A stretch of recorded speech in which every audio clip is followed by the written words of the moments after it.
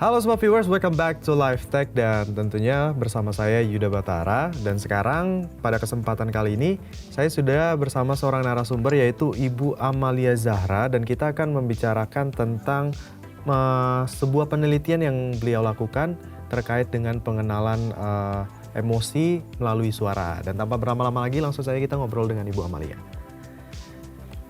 Halo Ibu Amalia, apa kabar? Alhamdulillah baik, apa kabar Mas? Alhamdulillah baik juga Bu. Nah Bu, ini topiknya cukup menarik nih Bu, pengenalan emosi melalui suara gini. Boleh dijelaskan nggak sih Bu terkait penelitian yang Ibu lakukan ini seperti apa? Iya, jadi untuk penelitian di bidang suara, kalau kita sebutnya speech technology, itu sebenarnya banyak cabang-cabangnya. Salah satunya adalah untuk mendeteksi emosi dari speech atau suara. Jadi biasanya kalau kita berbicara itu ada kandungan emosi di dalamnya. Apa sedang happy atau sedang sedih, sedang marah. Nah, itu kita berusaha untuk mendeteksi emosi yang ada di dalam speech tersebut secara otomatis untuk berbagai keperluan sebenarnya. Oke, nah kalau kita menyinggung tentang pengenalannya kan tentu kan ada pengenalan kalau misalnya dari suara berarti ada yang speech kayak Ibu bilang, dan Ibu juga melakukan yang tentang musik gitu ya Bu ya, kalau boleh tahu ya. Ya, betul. Jadi tidak hanya di speech, tapi juga kita berusaha untuk mendeteksi emosi di musik juga, atau biasa juga dikenal dengan istilah mood recognition. Jadi kalau di musik tuh lebih cenderung untuk mengetahui moodnya, gitu ya. Itu sebenarnya emosi juga. Nah kalau kita bicara tentang apa ya bilang ya Bu ya, aku sebutnya bisa bilang sistem nggak sih Bu sebenarnya? Sistem bisa aja nanti kalau modelnya sudah diterapkan dalam suatu aplikasi, kita bisa sebutnya sebagai. Berarti kalau misalnya cara kerjanya itu sendiri gimana Bu? Berarti dia akan mendengarkan suara kita gitu? Iya, jadi cara kerjanya kalau sudah berbentuk sistem ya Mas ya, atau aplikasi, dia akan selalu dalam mode-nya always listening gitu ya. Jadi setiap ada suara yang dihasilkan, baik itu dari speaker maupun dari musik misalnya, aplikasi ini akan terus mendengarkan, lalu kemudian kalau kita lihat cara kerjanya secara sedikit lebih detail, dia akan memproses dulu datanya, diekstrak dulu fitur-fiturnya, baru kemudian fitur tersebut masuk ke model pengenalan emosi. Nanti oleh model tersebut akan diprediksi fitur-fitur tadi yang berasal dari speech maupun berasal dari musik lebih tinggi probabilitasnya masuk ke kelas emosi yang mana. Oke. Nah, Bu, yang menariknya adalah kan kalau misalnya dari musik atau misalnya orang speech, let's say lah ini seandainya aplikasi ini sudah diterapkan dan jadi gitu. Setiap orang itu kan punya nada-nada yang berbeda, nggak usah kita keluar negeri, Indonesia banyak suku gitu kan, ada nada-nadanya.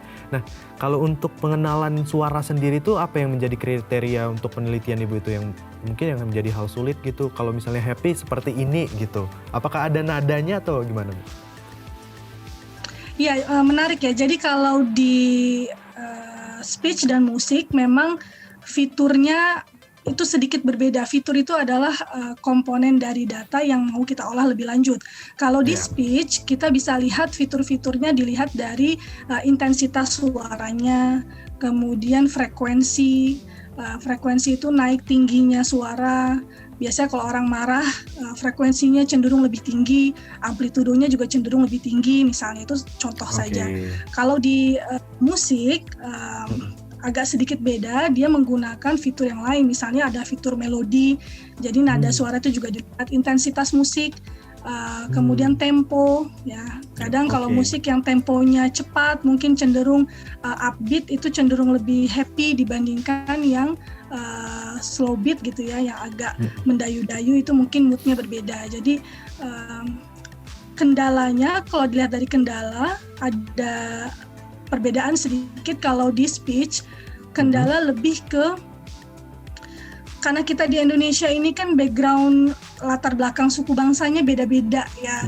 Jadi kalau di orang Jawa misalnya, speech ketika sedang marah mungkin tidak straightforward orang-orang yang berasal dari Sumatera. Itu contohnya misalnya, kalau orang Sumatera marah, mungkin ya sama persis dengan nggak marah sebenarnya. Jadi tantangannya di situ.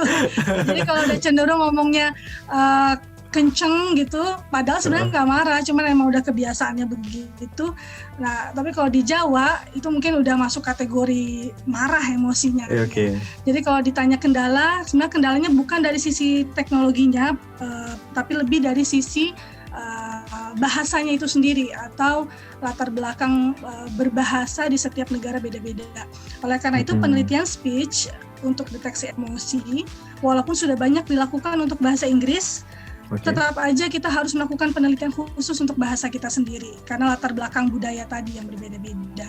Kalau dari segi musik, kendalanya tadi ya selain jenis-jenis musik juga beda-beda. Jadi ada musik rock, ada musik pop, itu kan beda melodinya ya. Jazz dan lain sebagainya gitu.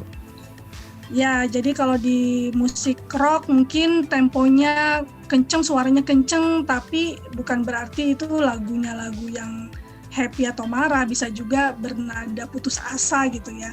Betul. Jadi itu sih kesulitan, bukan kesulitan, lebih ke tantangan ya, tantangan di penelitian ini. Oke, nah kedepannya kira-kira nih kalau misalnya ini diterapkan akan diaplikasikan kemana aja nih Bu? Apakah ke HP atau kemana gitu?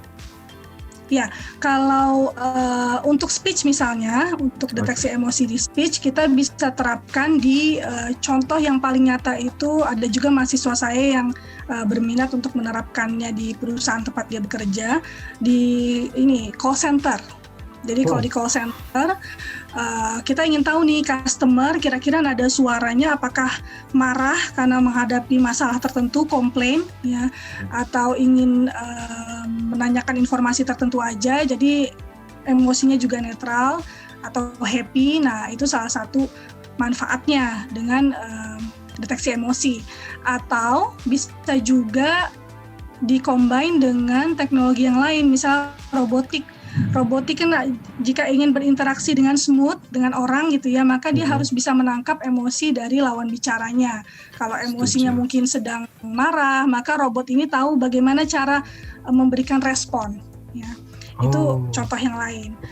Atau bisa juga di smart car. Smart car ini ada kaitannya dengan deteksi emosi untuk speech dan musik sekaligus. Jadi misalnya saya lagi nyetir, kemudian saya kesel, macet gitu misalnya ya. Terus saya teriak atau gimana, frustasi lah karena kesel. Nah, itu deteksi emosi di smart car bisa mengetahui si drivernya nih sedang dalam emotional state-nya sedang marah.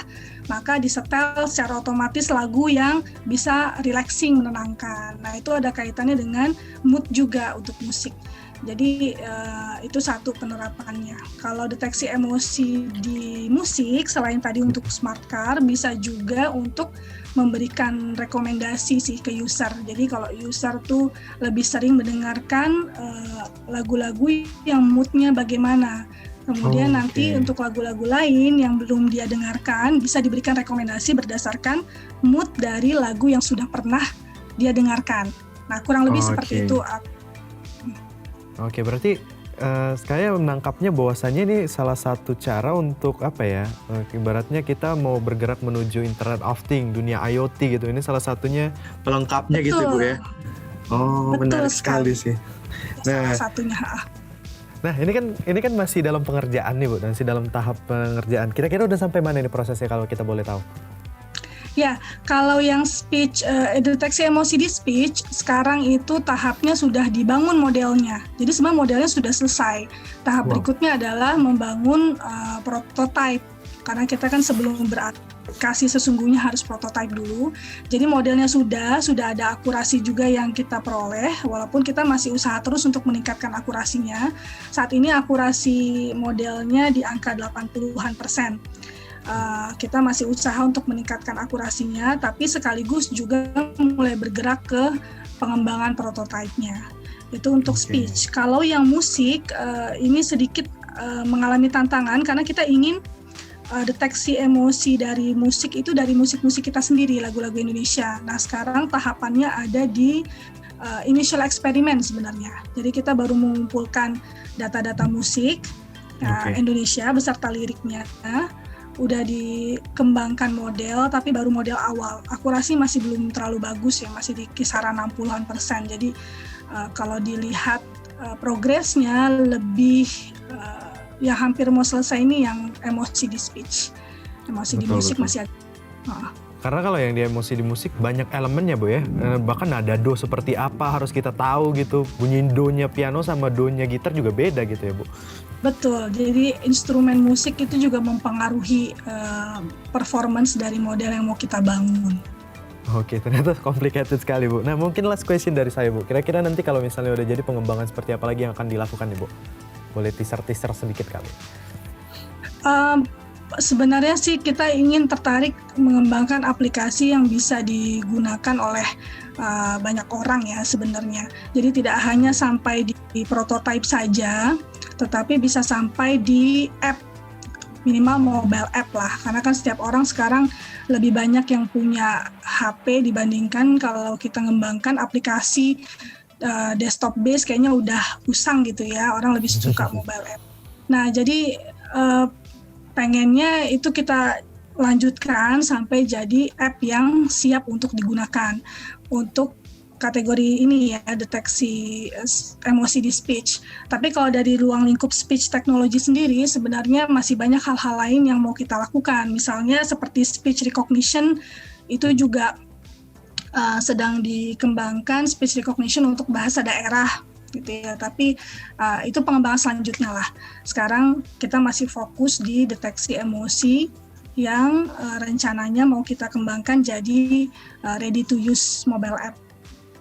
Amin, amin. Semoga cepat Bu dan terkabul. Jadi semua orang bisa, jadi kayak Indonesia tuh keren aja gitu. Iya benar, bisa coba gitu kan. Apa-apa nanti tinggal ngomong gitu.